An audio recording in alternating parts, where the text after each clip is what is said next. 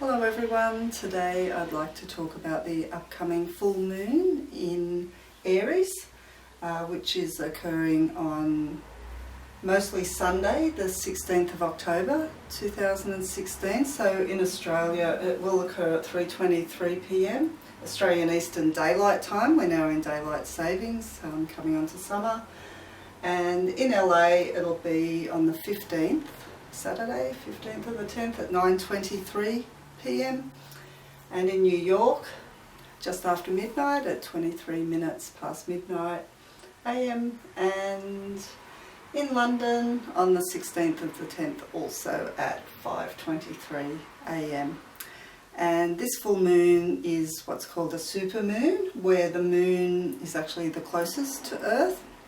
So the moon has a stronger effect, gravitational pull wise. So we might see weather events around water.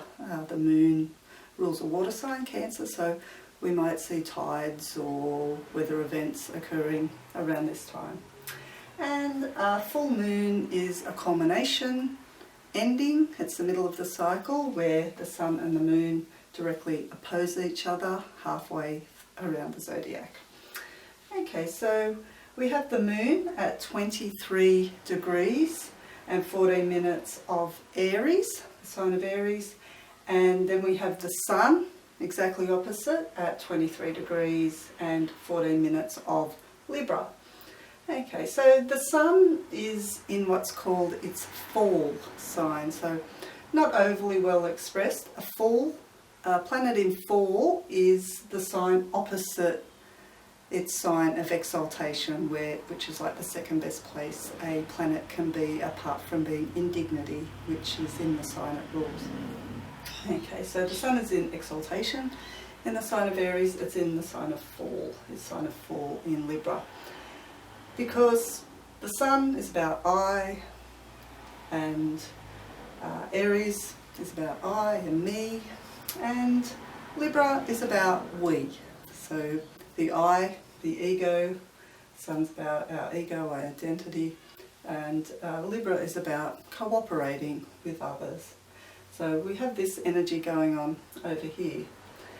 And opposing here, we've got a little bit going on here. So the moon in Aries, so emotionally impulsive.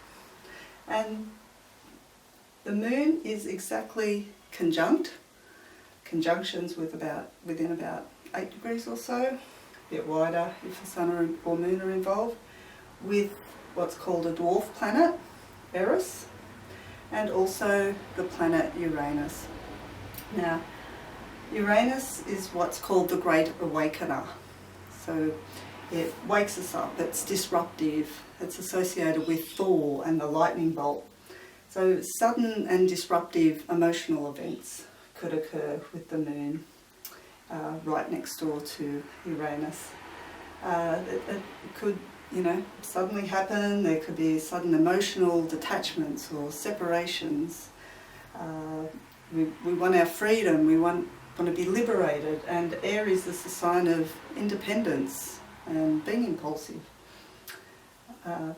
It's about breakthrough and breaking out of chains and breaking out of restrictive circumstances or restrictive emotional patterns with the moon here.